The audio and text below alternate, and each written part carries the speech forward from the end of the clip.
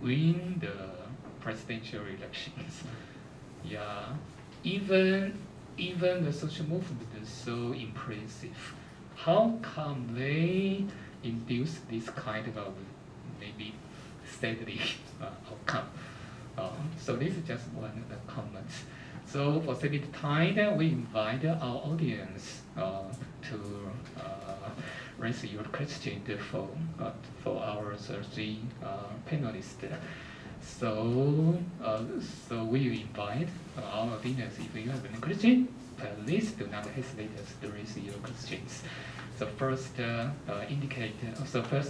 raise the hand and indicate yourself. Yeah, please. Okay. Thank you. I'm Jean Chu from English Department of Wenzao, and I enjoy all of your presentations. And I have a question for Ronald following Dr. Lin's comment.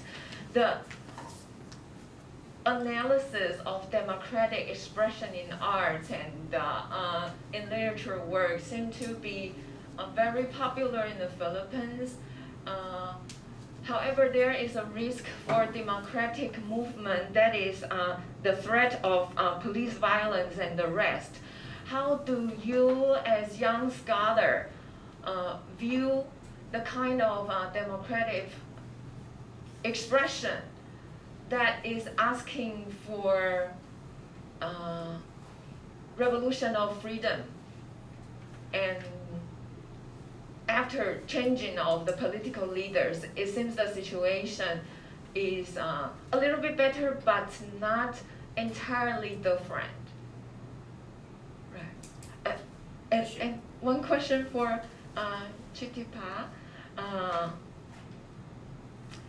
My little question is that most of our Wenzao students are very interested in Thailand's recent movement in both LGBTQ after the June decision, and also the protest against the Prarayu.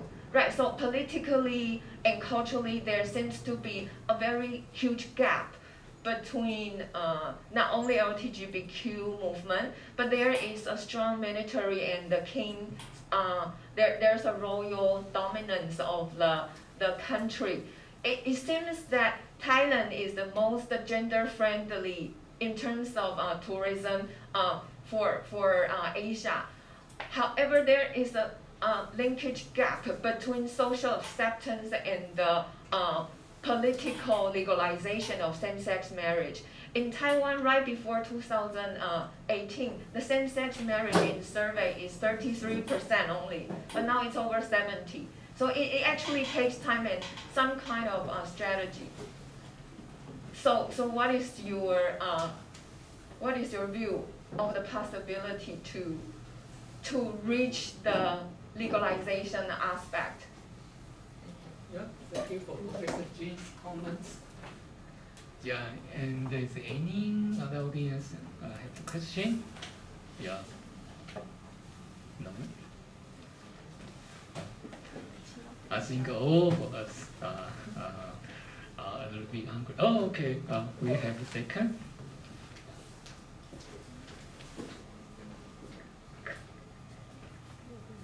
Hello.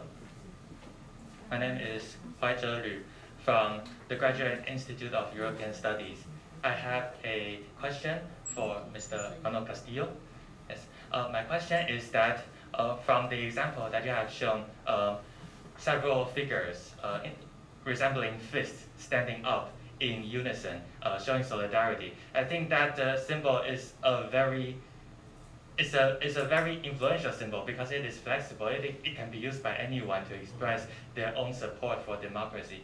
But I see from this symbol a possibility for the protest arts to form a popular political or cultural icon of the Filipino democracy or opposition movements. I have seen from my personal experience in Taiwan that there are many public or limited access arts that shows some very popular images from Hong Kong demonstration. that became the symbol of the Hong Kong diaspora in Taiwan to show support for their democracy movement. So my question is, how likely is protest art able to shape a unified or at least closely connected democracy identity in the Philippines? Thank you. Okay, thank you for your questions. So, is anyone? If not, we invite our panelists to reply the questions. First, Ronald Castillo. Hello. Okay. So, thank you, Shashanin, Lausher, Shashan. And for the first question is on from Dr. Chinchu and on popularity, but there is the risk, and how do you, as a young scholar, view this asking for this particular protest?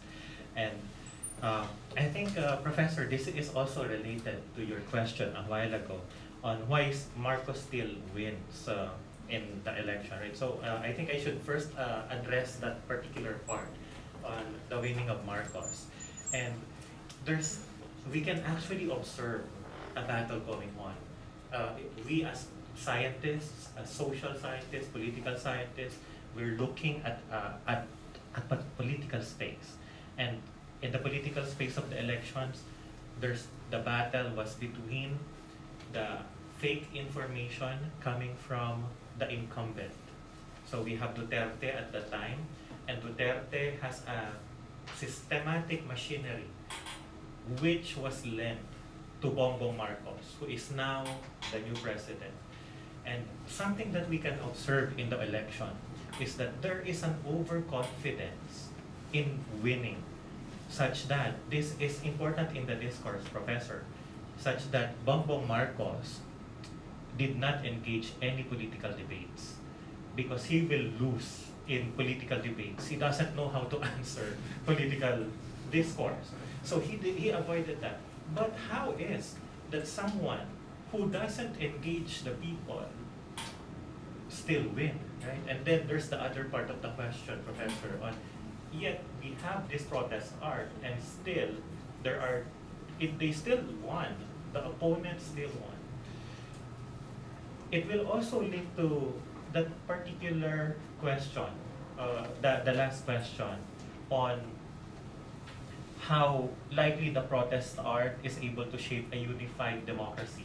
Because as I was gathering my data, I had to ask the students who made their versions of the fists for, can I have a copy of your tumindig, of your stand-up fist? For example, the political science organization, they have their own version. The Asian studies students have their own version. They have a dragon around the fist, Asian studies students. The LGBT organizations have a rainbow-colored fist. So I was asking that, and then they were afraid of why I was asking for it, because during the early periods of the rise of Tumindig, it was hijacked by Duterte that this fist was the symbol of communism. Yeah, so anyone who is using that symbol are communist students trying to destabilize the Duterte administration, and these people should be watched, and they could even be arrested. So there's that battle again going on. So how do we develop that particular unified democratic symbol? Why is it that the opponent still won? It's because there is a certain fluidity at this time of this new generation of art. The previous generations of Filipinos, middle class, the previous generations in terms of the mature professors, mature members of society, do not speak the language of cyberspace. And the youth speak the language. So there's a certain disconnect. The unification of the symbol is not perfect at this time. But what's important is as one continues to share, more people get the information. I would like to end this. When I spoke to the top five artists, so that includes the Badger, Mary the Judge, there's also One Cup of Coffee, that's the name of the artist, one cup of coffee. I think it's to wake people up. And the more you get shared, you will get noticed by the trolls and you will get attacked. And there was this one time of danger that an artist was befriended by someone and they were asking for personal information. And it was scary. Like, why are you asking this personal information on where do I live? On who is living with me at my home? Why are you asking that? Because that sounds dangerous at a time when Duterte just does extrajudicial killings. So there's that particular dynamic. As the young scholar that I am, I apologize for the long answer in addressing the three questions. As the young scholar that I am, it is my duty to write this, to publish this, to find an avenue, because by placing it on a published material, people will know the meaning of Tumigay. People will know the meaning of these spaces of art, and those artists will at least gain protection. So I apologize for the long answer.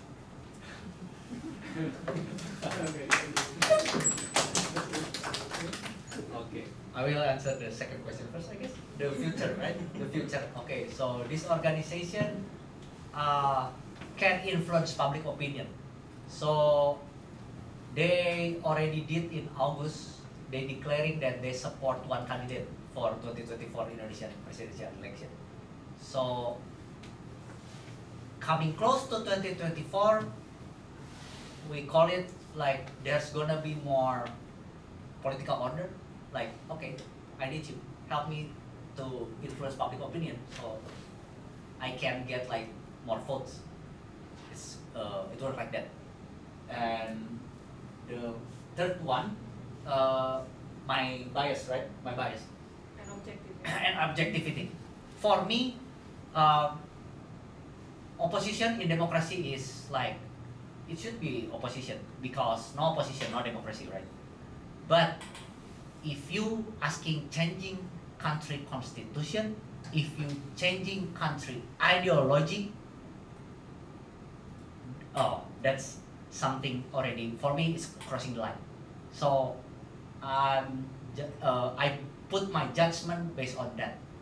Okay, your voice need to be heard, but you cross that one, it's already, for me, it's unacceptable. Yeah, you changing what our founding fathers want. They established this country. They already have constitution. They already have like ideology of the nation, and you want to change that? No, for me that's a big no. And to be honest, I forget the first question. How about the political views of Mabata in relation with the current military government? Okay, How do you view the future of political views of Mabata? Mabata will be like ICSEAS to be heard as long as the junta is there. Because the junta, people always think just like, yeah, we hate the juntas, they kill people. Myanmar, Burmese people, and the minorities, they don't like the juntas. But actually, organizations like Mabata, similar to what I just described a few minutes ago about the FBI, political actors in like government, they need this organization because this organization can influence public opinion, and they have same interests, like to be Buddhist Burmese. So to enhance public support, the government will have to cooperate with Mabata, and Mabata also need the government for like how I describe it, patron-client relationship. So it's going to be there as long as the junta is there.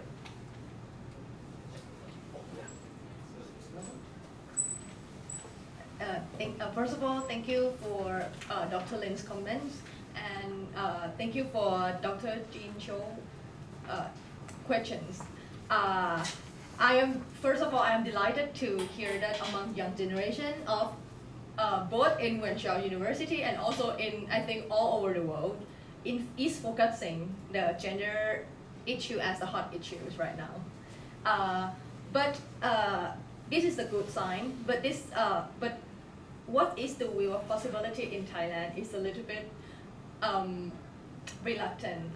Let me state a little bit, trace you guys back from the 2010. So 2010, it was the mass protest, a political mass protest raged. Because of that brutality from the state, it makes people feel really not want to get involved with political. And that propaganda from the state makes people feel political undirty. So people are not really touched to political engagement and any movement. They just live their life, survive their economic status. And then after that, on 2014, that was the COP data from Prayut government. So since 2014 until 2019, Thailand falls into authoritarian regimes leading by Prayut Khunthap. Well, so during that time, even before on 1980s, around that, the movement was led by the organization who really related just for the gender equity demanding, gender LGBTQ people who focus on that kinds of demanding. But after the 2019, which is the first general election in Thailand in 6 years, young generation start to aware and start to realize in a political engagement. So when they start to realize that political is not that dirty, we are able to get involved on that politics. We are able to suspect the representative. We are able to release our speech or things that is our right, the fundamental human right. So because of that, the political sphere and atmosphere has been a bit changed for especially young generation in the country. So after the turning point of the Move Forward Party, how could you say like this? When the state got banned, when the party got banned, it's the turning point for students around at least around Bangkok, Chiang Mai, and also some provinces like major provinces in Thailand that come up, start demanding about their democracy, about their right to speak, and because of that, automatically the gender issues have been included in the democracy movement. So for me, under the unstable political and the king dominant, thank you for raising that. This is quite. It could be quite hard for stating or processing the fully accepted in the legal level under the political, this kind of political and the king dominant. But I believe the movements, the social movement, especially the gender movement, that been turning in the point, shifting in 2020, is one of the main key elements that made the June 2022 in-house representative raising up. That won the vote for the first step of same-sex marriages, together with the partner bills. So I was watching that vote. Even the representative that proposed this act, she seems not really believe that this act will pass under these political unstable things and authoritarian that had to check on this. But because of the social movement and because of the voice of people, it makes I think it makes a little by little processing in a way to in the future. Thank you. Thank you for our third panelist, their presentation. That's very wonderful, and I hope you enjoy the presentation and our discussion. And I think we are maybe more productive in the future. Yeah, and of course we will after the conference we have the publication plan. If you are wish, please provide your personal paper to us. Okay. And right now we already passed the probably 10 minutes. I think you all are hungry, and we have the lunch box in the opposition room found here. Yeah, yeah. Thank you very much for attending here. Thank you very much.